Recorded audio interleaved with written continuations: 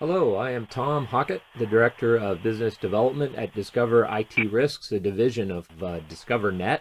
We specialize in advising small and medium-sized businesses on how to manage IT security. We have with us the President and Founder, Shawn Heulin, to discuss our IT security audit process and why a small and medium-sized business should be considering regular security audits as well as ongoing monitoring as part of a business's continuity strategy. Welcome, Shawn, and thank you for joining us. Thank you, Tom. Okay, so let's start with some facts that emphasize why business owners and senior managers need to take security really seriously and be proactive in this battle. In their annual report on privacy governance, Ernst & Young reported a 160% increase in cyber incidents in Canada last year. Also, as of 2014, cyber attacks hit 36% of Canadian businesses, and I'm sure that number is much higher these days, 3 years later. Ernst & Young also reported that the average cost of data breach is about $6 million. Shawn, what are the major costs associated with the breach these days? There's a lot. There's the whole remediation of the breach. So, for example, if you get attacked by some crypto locker virus, you've got some costs associated with recovering that data, either directly to the ransomware company or IT costs to recover that. You've got your business downtime, which some companies, like manufacturing companies, know what their downtime cost is. For example, in contracts to their customers. Most other service-based companies may not know, and other insurance and legal companies might not know what their cost of downtime is. So one of the steps that we'd like to do is try to figure out what their downtime is. But we've got some industry numbers ranging from $350 per employee per hour up to $30,000 per employee per hour. So depending on how much downtime you have, those numbers really begin to add up. So assuming the large companies are included in that $6 million figure, so my question, and even if the number is $1 million for a small, medium-sized enterprise, how many companies do you think could weather this type of a storm these days? I don't really think there's many. There are so many challenges and resulting disruptions from a breach. The dollars will just begin to add up and add up. You're initially going to see a big chunk of money, but it's that death by 1,000 paper cuts near the end when you find out a year later that all of your employees' personal information has been stolen as well. So it's just really not a place you want to go. Right, right. So one of the main goals of a company should be to minimize the downtime caused by a cyber attack or a disaster. What else is there? Well, we really want to make sure that the business has an overall continuity plan. People have talked about disaster recovery plans, but a DR plan is sort of a subset of the continuity plan. So the continuity plan is you need to decide how long your business can be down or offline in the case of a disaster, and that disaster could be a cyber attack. So what are some of the big IT security challenges faced today by a small, medium-sized business? I think one of the biggest challenges is companies just objecting responsibility of IT and security, thinking it's not really a matter of if, it is going to be a matter of when, unfortunately. With being able to get just the average hacker get access to some of these high-end tools for just a small investment, it's becoming more accessible for more and more people to start to attack your business. So absolutely have someone responsible for security and IT in your company, and then from there we can identify through some onto what areas are important to your business, because what's in my business might be different from a law firm or an insurance firm or a manufacturing company. Right. So I think you just answered this, but what do you feel are the most important things for a management team to focus on in battling and protecting a company from cybercrime? Well, part of those things will come out of sort of an introductory meeting or an audit with the company to find out what their business goals are. You might have a company that stores a lot of personal information or health data. You're going to have different areas to focus on than a manufacturing company. But overall, you really need to look at who has access to your data internally, externally, and who potentially could gain access through holes in your network and your security setup. So we talk about the IT security audit as being one of our major offerings. What is an IT security audit? Well, the audit is there to go around and identify areas in which your security might be prone to some vulnerabilities. So, for example, if you're running a version of Windows XP, Microsoft doesn't support Windows XP anymore. There are no more security updates coming from it. There are a bunch of known vulnerabilities in that operating system. So the security scan will basically go out and do a mini review of your network to see, hey, do you have Windows XP on your machine? And that's a very simplified look at it, but it really goes through your network, your devices, what's connected to your network. We even have questions about what your password policy, access policies, employee termination policies, things like that. So, you don't have just gaping holes, and that's okay to have holes, but as long as you know about them, you can decide what you're going to do with them. And you've mentioned something to do with penetration tests as well. That's part and parcel to that? So, depending on what you need, yeah, there are some penetration tests from the outside world. So if you've got some e-commerce platform or some sort of platform where your customers come in and interact with your data, we'll do penetration testing on those sites to make sure that the known vulnerabilities are taken care of, or at least identified. So why would a small, medium-sized company want or need an audit?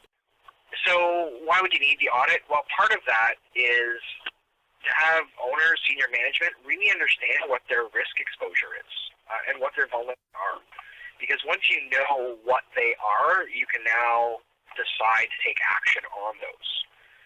Clients find that the reports that we give management sort of give you a full picture of your security situation, really allows you to make the best decision you can going forward for your business.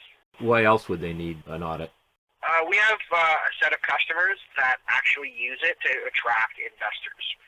So when they are looking for funding, some of those investors are wanting to make sure that the environment is secure, the intellectual property that the investor is looking to acquire or buy into is protected, that there's not going to be any hacking or any malicious activity going on to potentially ruin that deal. And how do IT security audits and monitoring fit into a business continuity planning for a company? So the overall continuity plan, that's the what is your business doing today? What is your downtime that you can live with? What are the costs associated with that? And when there is a disaster, how do we recover from that and how long? So the IT audits and the monitoring help us with that centerpiece of the identification of possible risks and possible holes and possible exposure to your company. Now, when we do a security audit, hopefully what we'll end up doing is taking that report, identifying all the things that the business wants to fix, and we go ahead and fix it, whether that's your customer or your internal IT department fixing it, or you ask us to do that remediation. You get it to a point where you're happy. Then the ongoing monitoring makes sure that all those policies and procedures that we put in place stay in place, and monitors any new things that come into the environment, whether that's a device, whether that's a policy change, whether someone's changed security from, they didn't have access to the payroll folder and now they do. So those types of things get picked up in the monitoring. So it's like a financial audit that a company is required to run on occasion. We want to make sure the doors and the windows are locked and that management is aware of the risks that they're exposed to. Doing business impact analytics along with a security audit allows companies to set priorities, strategy, and plans based on facts and current risk exposure. Should companies with both internal IT resources and those with third-party IT services providers run these audits? Yes, it is important to fully understand the risks. They can be exposed to things, and we feel that a third-party audit process provides the framework and an objective and productive discussions to come up with solutions to fix those holes. It seems like smaller companies are just starting to learn about cyber insurance. For those that don't know, what is it and why should companies consider this kind of insurance? When we look at cyber insurance, it really depends on what your policy is, but the cyber insurance is there to help you financially recover from some form of cyber accident, attack, denial, that type of thing. Depending on your policy, you might be covered for PR services. Some you might be covered for remediation. So you really need to work with a good cyber insurance broker to figure out what your policy has. Ideally, it's our job to try to prevent any bad things from happening. So hopefully you'll never have a claim, but it's there as another layer in your security and business continuity plan. Yeah, like any kind of insurance, it's about happens, you're covered, and whereas really we're about making sure that never happens so you don't have, no one goes out looking for a car accident just because you have car insurance. Exactly. Okay, so what type of information do clients receive in a security audit? We've got network management reports which cover network attached devices, desktops to see, do they have the latest security patches on any software that they're running, looks for access points, wireless devices that may or may not have security associated with them. We look at your firewall. We'll look at user access. And this is a big one actually because, more often than not, we actually find old employees' user accounts still active with still access to company information. So, it's not by anyone's fault. We all have varying degrees of employee exit policies and procedures, and sometimes that gets forgotten in sort of small to medium companies. Right. And by the way, we have sample reports that we can send to anybody that's looking to run one of these audits. What we also find is that the 80-20 rule seems to fit in a world of security. 20% of companies that we do assessments on, there's not a lot of stuff that's at risk. We find that there's typical issues, but we find with the other 80 that there's usually some stuff that management had no idea they were exposed to. Is that pretty close to what the reality is there?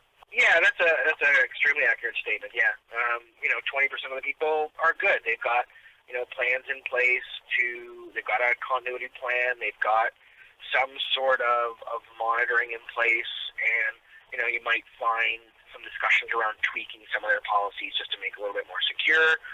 Right to everyone has admin access to everything, and they're running old software, and they're not running a firewall. So that 80% of the people group really needs to start to take a hard look at that, because you're not only protecting your information, you're protecting your employees' personal information as well. And your customers too, obviously too. That's right. Yeah, customers and partners, absolutely. Yeah. Okay, so how is DiscoverNet qualified to provide these security audits?